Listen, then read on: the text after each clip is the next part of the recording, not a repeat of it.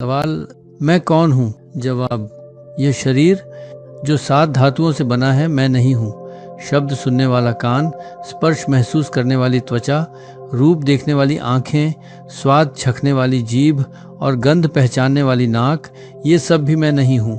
बोलने वाली वाणी, चलने वाले पैर, चीज़ें पकड़ने वाले हाथ, मल त्यागने वाला अंग और सुख अनुभव करने वाला जनांग, इनसे होने वाले काम भी मैं नहीं हूँ। सांस लेने और शरीर के बाकी काम चलाने वाली प्राणवायु भी मैं नहीं हूँ। सोचने विचारने वाला मन भी मैं नहीं हूँ। सभी इच्छाओं और कामों से परे केवल अज्ञान से भरा हुआ कुछ भी मैं नहीं हूँ। तो अगर यह सब मैं नहीं हूँ तो मैं कौन हूँ? इन सभी चीज़ों को नेति नेति कहकर अलग कर देने के बाद जो शुद्ध चैतन्य बचता है वही मैं हूँ। सवाल, मन क्या है?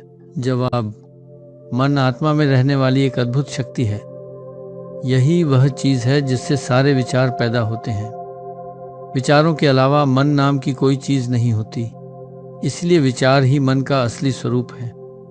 इस दुनिया का भी विचारों के अलावा कोई अलग अस्तित्व नहीं है। जब हम गहरी नींद में होते हैं और कोई विचार नहीं होता तब दुनिया भी गायब हो जाती है। लेकिन जब हम जागते हैं या सपना देख रहे होते हैं और विचार आते हैं तब यह दुनिया भी दिखाई देती है। ये ठीक वैसे ही है जैसे मकड़ी अपना जाल खुद बनाती है और फिर उसे वापस खींच लेती है।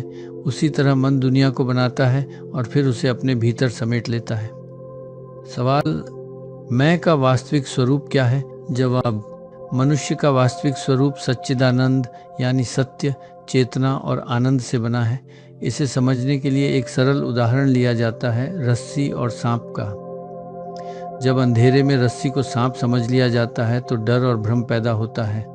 लेकिन जैसे ही रोशनी होती है और समझ आता है कि यह सिर्फ रस्सी है, डर खत्म हो जाता है और सच्चाई का ज्ञान हो जाता है।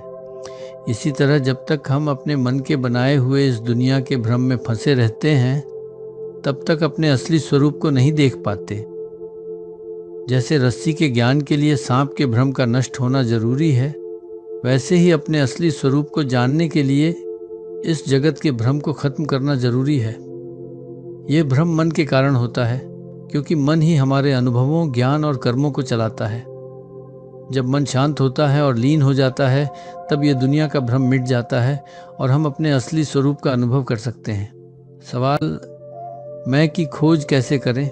जवाब, जब कोई यह जानने की कोशिश करता है कि मैं का पहला ख्याल हमारे शरीर में कहाँ से आता है तो उसे पता चलता है कि यह हृदय से उठता है। यही मन के उठने की जड़ है। अगर कोई लगातार मैं सोचता रहे तो वह भी उसी जगह यानी असली स्रोत तक पहुँच जाएगा। हमारे मन में आने वाले सभी ख्यालों में सबसे पहला ख्याल मैं का होता है।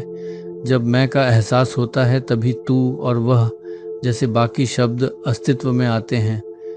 बिना मैं के तू या वह हो ही नहीं सकते। सवाल, मन कैसे शांत होगा? जवाब, जब भी मन अशांत हो खुद से एक सवाल पूछें, मैं कौन हूँ? यह सवाल सभी अन्य विचारों को खत्म कर देगा। जैसे किसी लकड़ी से चिता को जलाया जाता है और अंत में वह लकड़ी भी जलकर खत्म हो जाती है। इसी तरह मैं कौन हूँ का विचार अंत में सभी उलझनों को मिटा देता है और हमारी असली पहचान सामने आती है।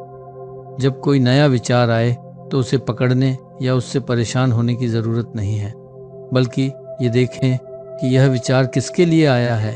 हर बार जवाब मिलेगा, मेरे लिए। अब जब यह पता चलता है कि यह विचार मेरे लिए है तो अगला सवाल पूछें, तो फिर मैं कौन हूँ? इस तरह मन बार बार अपने स्रोत में लौटता है और धीरे धीरे शांत होने लगता है। बार बार ये अभ्यास करने से मन को अपने असली स्वरूप में टिके रहने की आदत हो जाती है। यही मन को स्थायी शांति देने का सबसे सरल तरीका है। सवाल, मैं का अंत कैसे होगा?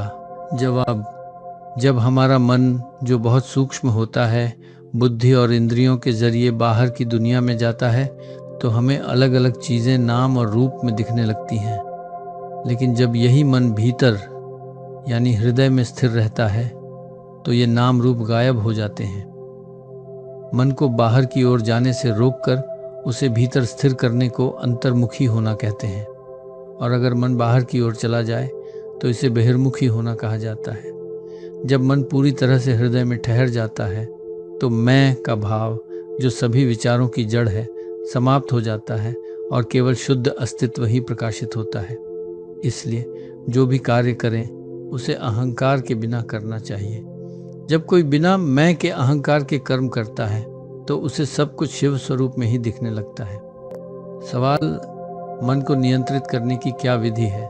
जवाब, आत्मचिंतन, अपने बारे में गहराई से सोचना के अलावा मन को नियंत्रित करने का कोई सही उपाय नहीं है।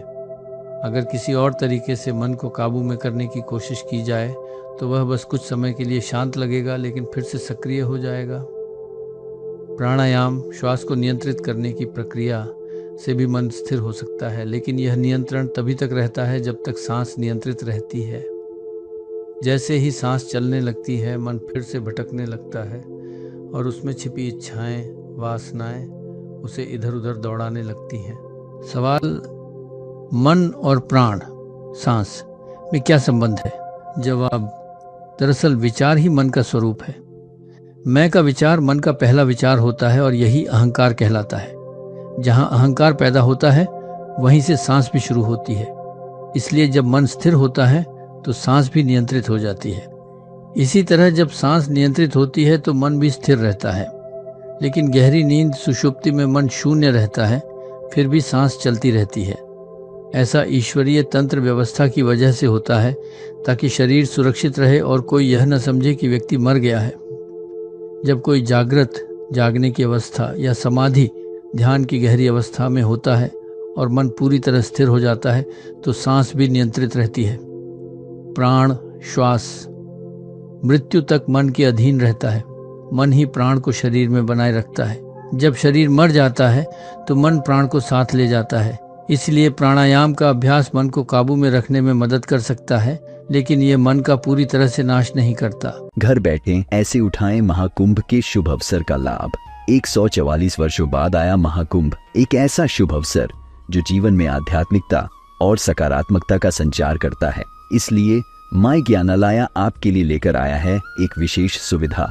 मित्रों, इस पावन अवसर पर रुद्राक्ष धारण करना अत्यंत शुभ और कल्याणकारी माना गया है। ऐसे में अगर आप 12 फरवरी 2025 तक हमारी वेबसाइट mygyanalay.in वेबसाइट से रुद्राक्ष माला या रुद्राक्ष ब्रेसलेट इत्यादि ऑर्डर करते हैं तो ये सभी चीजें प्रयागराज के त्रिवेणी संगम के पवित्र जल से शुद्ध करके आपके पास भेजी जाएंगी, जिससे आप घर बैठे ही महाकुंभ के पुण्य और त्रिवेणी संगम की पवित्रता का लाभ उठा सकें। ध्यान रहे, यह सुविधा केवल उन श्रद्धालुओं के लिए है जो 12 फरवरी 2025 से पहले प्रीपेड ऑर्डर करते हैं। COD ऑर्डर और 12 फरवरी के बाद किए गए ऑर्डर्स पर यह लाभ उपलब्ध नहीं होगा। तो अभी जाएं mygyanalay.in वेबसाइट पर और इस दिव्य अवसर का लाभ उठाएं। वेबसाइट की लिंक आपको वीडियो के कमेंट बॉक्स और डिस्क्रिप्शन में दे दी गई है।